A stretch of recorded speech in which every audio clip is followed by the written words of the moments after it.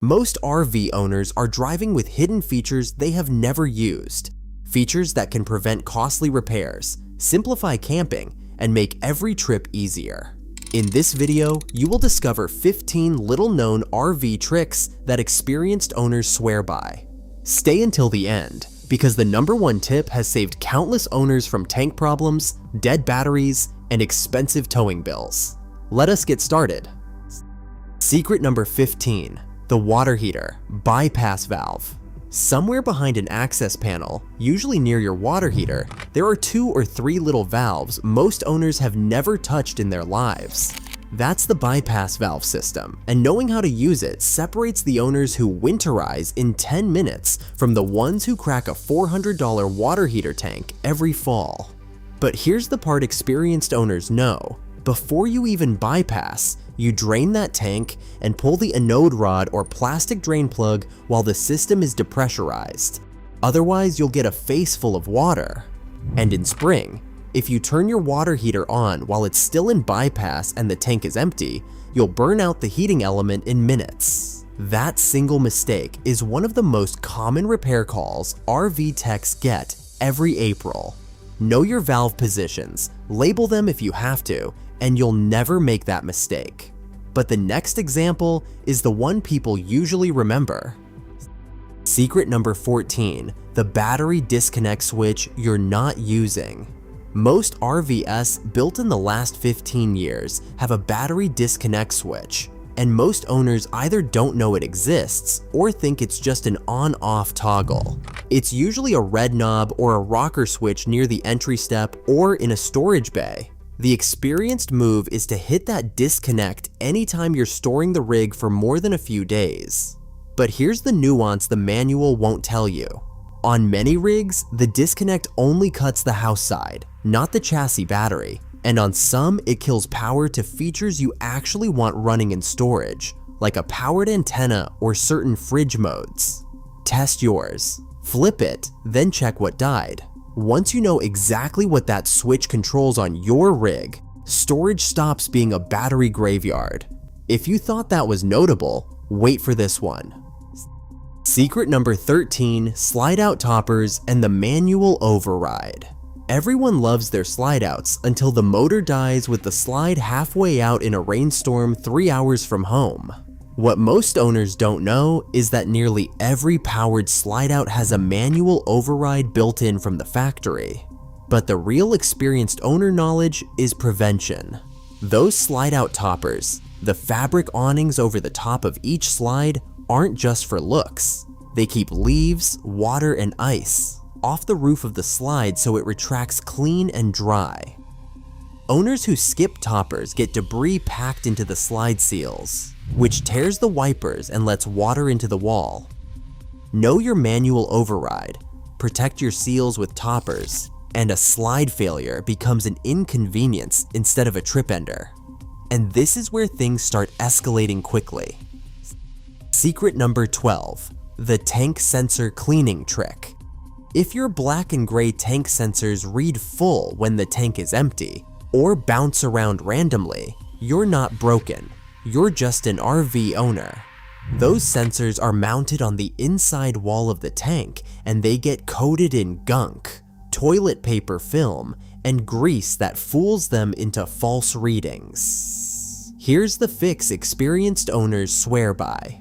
You don't replace the sensors. You clean the tank, fill the tank about 2/3 with water, add a bag of ice and a good tank treatment or even a cup of water softener. Then drive around for 20 minutes. The ice and water sloshing scrub the tank walls and knock the residue off the sensors.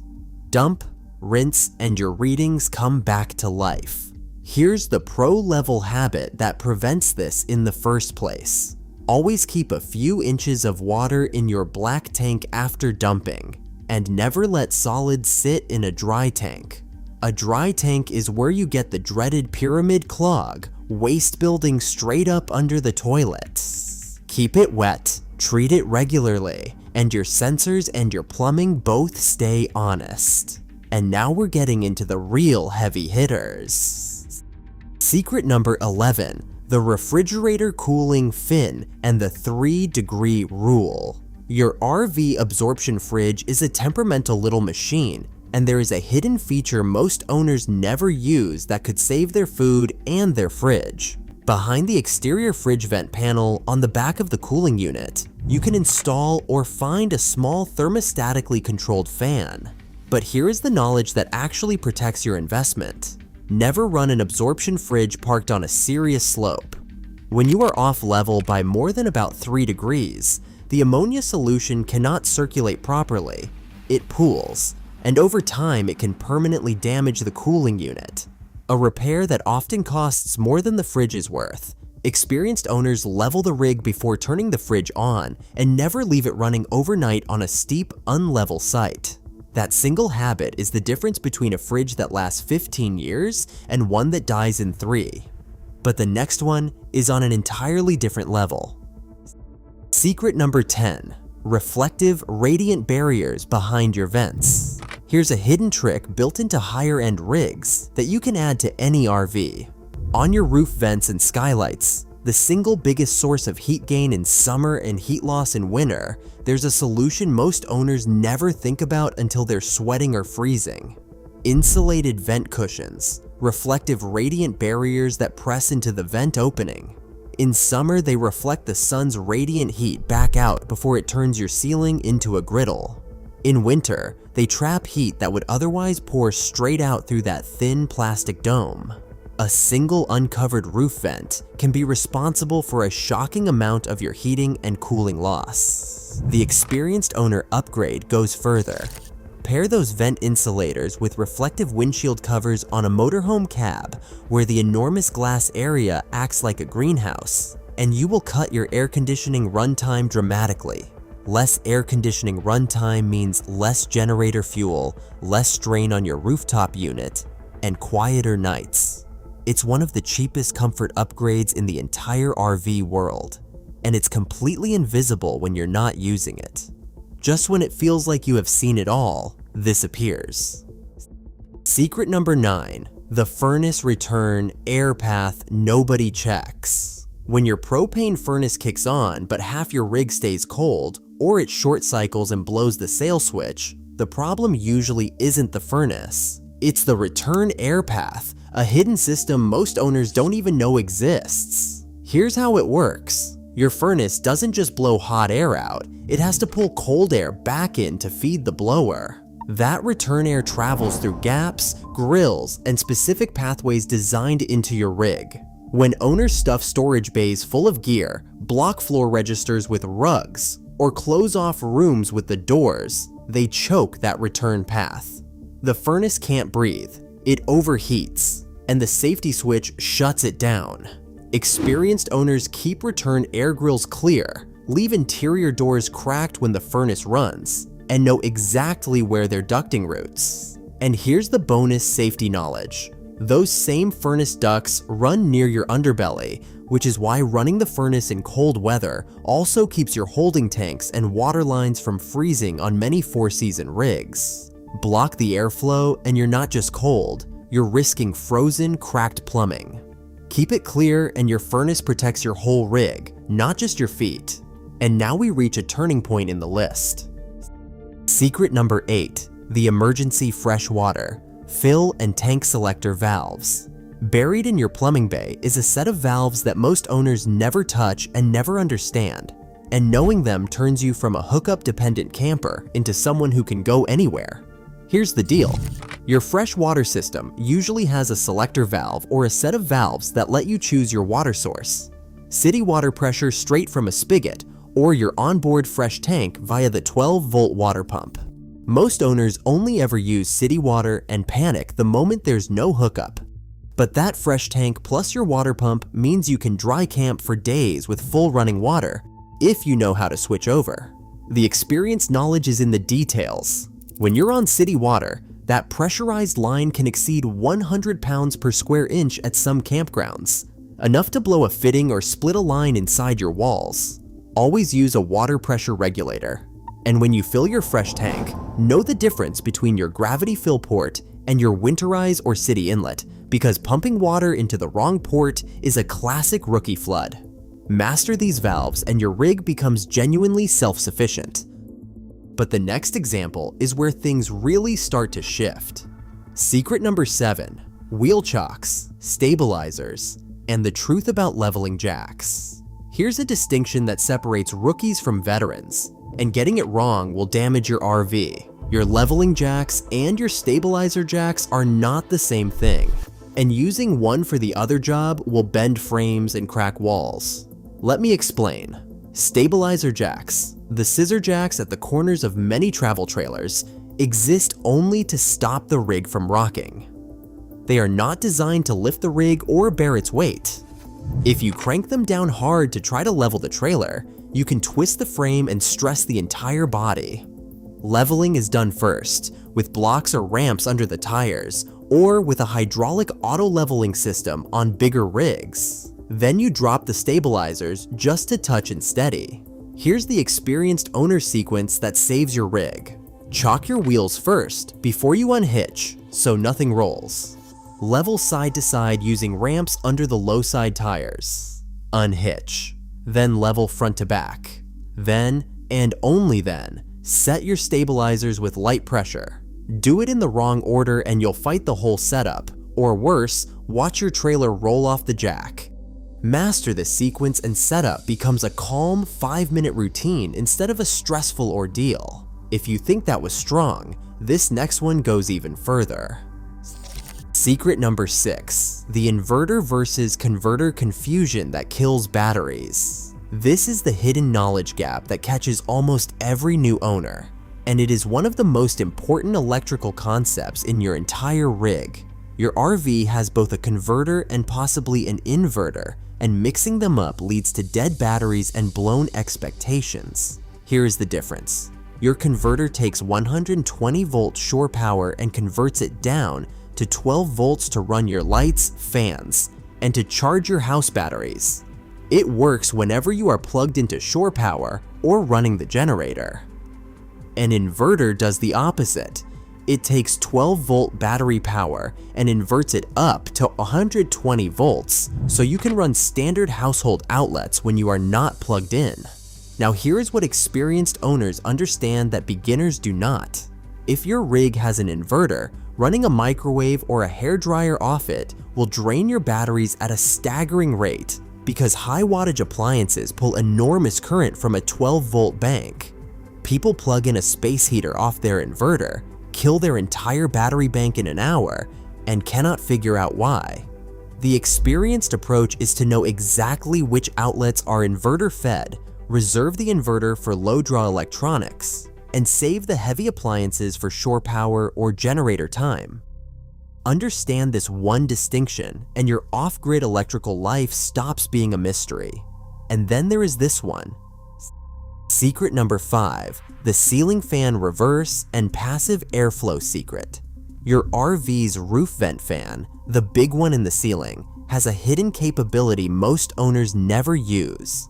And it's the key to comfortable temperature control without ever touching your air conditioner. That fan reverses direction. Here's how experienced owners work it. In the heat of the day, run the fan on exhaust, pulling hot air straight out of the top of the rig while you crack a couple of windows on the shady side. This creates a cross breeze that drags cooler outside air in low and pushes hot air out high because heat rises. At night when it cools down, you reverse it to intake, pulling that cool night air in and flooding the whole rig with it. But the real secret is the 2-fan trick. If your rig has a roof vent at each end, run one on exhaust and one on intake to create a powerful directional draft down the entire length of the RV. Owners who master this can go entire trips without running the air conditioner, which means no generator noise, no hookup dependence, and dramatically lower power use. It's the single most underused comfort feature in almost every rig on the road, and this next one explains everything. Secret number 4, the propane regulator. Reset and 2-stage system. When your stove burns weak and orange, your furnace won't light, and your fridge won't stay cold on gas all at once. Most owners panic and assume something expensive broke. The real culprit is almost always a tripped propane regulator, and knowing how to reset it is a game changer. Here's what's happening. Your two-stage regulator has a built-in safety called the excess flow valve. If it senses a sudden surge of gas, like when you open a tank valve too fast, it goes into bypass mode and chokes your gas supply down to a trickle to prevent a dangerous leak. Everything runs weak because the regulator thinks there's an emergency. The experienced owner reset is simple. Turn off all your propane appliances.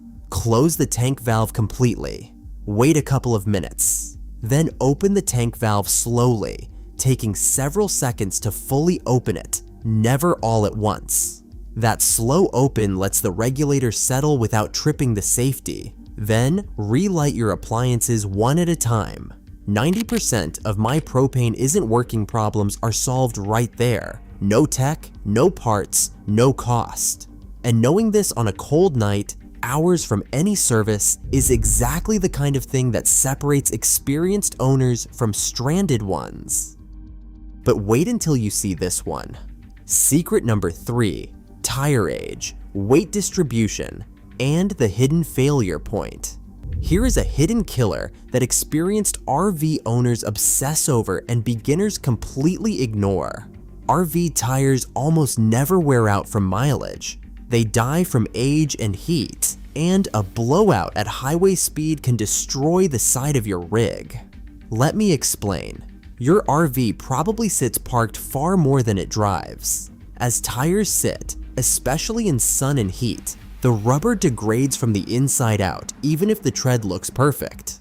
Experienced owners read the Department of Transportation date code stamped on the sidewall. The last 4 digits tell you the week and year the tire was made, and they replace RV tires at 5 to 7 years regardless of tread depth. A 10-year-old tire with beautiful tread is a blowout waiting to happen. But the deeper knowledge is weight and pressure. Most blowouts come from running underinflated tires carrying too much weight in summer heat, which builds catastrophic heat inside the tire until it fails. Experienced owners actually weigh their loaded rig at a truck scale, set tire pressure to the load tables for that real weight rather than just the sidewall maximum, and run a tire pressure monitoring system that alerts them to a slow leak or heat spike before the tire lets go. Do this and you turn the single most dangerous RV failure into something you'll almost certainly never experience, but that is nothing compared to this. Secret number 2, the surge protector and reverse polarity detection. Before you plug your rig into any campground pedestal, there is a hidden danger most owners never even consider, and it can silently fry every electronic system in your RV.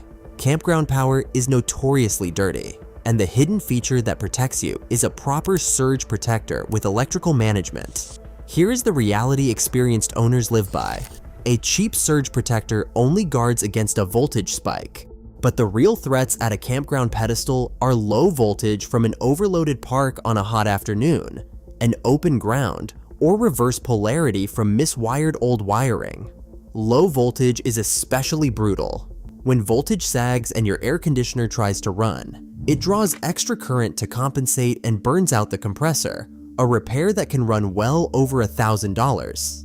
That is why experienced owners use an EMS, an electrical management system, not just a basic surge strip. A real EMS reads the pedestal before it lets power through, checks the voltage, the polarity, and the ground, and refuses to connect if anything is dangerous. It will also cut power mid-stay if voltage drops too low. Plug into an unknown pedestal without one, and you are gambling your entire electrical system on a stranger's wiring.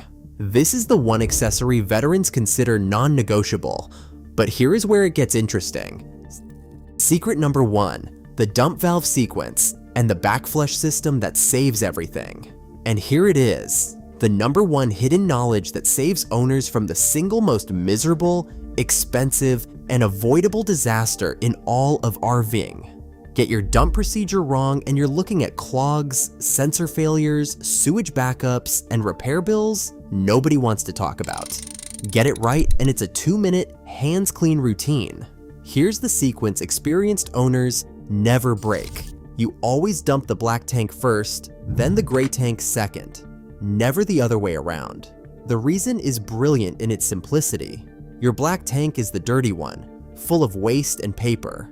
When you dump it first and then follow with the gray tank full of relatively clean sink and shower water, that gray water flushes the sludge and residue out of your sewer hose, leaving it rinsed instead of foul. Reverse the order and you're pulling a filthy hose off a full black tank with nothing to clean it. But the hidden feature most owners never use is the built-in black tank flush. Many rigs have a dedicated flush inlet, a separate hose connection that sprays a jet of fresh water inside the black tank to blast the walls clean and break up any buildup. After you dump, you hook a hose to that flush port, run it for a few minutes, and dump again until it runs clear. This single feature prevents the sensor problems, the pyramid clogs, and the tank buildup that plague owners who never touch it. And here's the final piece of veteran wisdom. After everything's dumped and flushed, close your valves and pour a couple gallons of clean water plus a tank treatment back into the black tank. That standing water keeps solids from drying and sticking, keeps your sensors reading true, and keeps every dump after that one easy.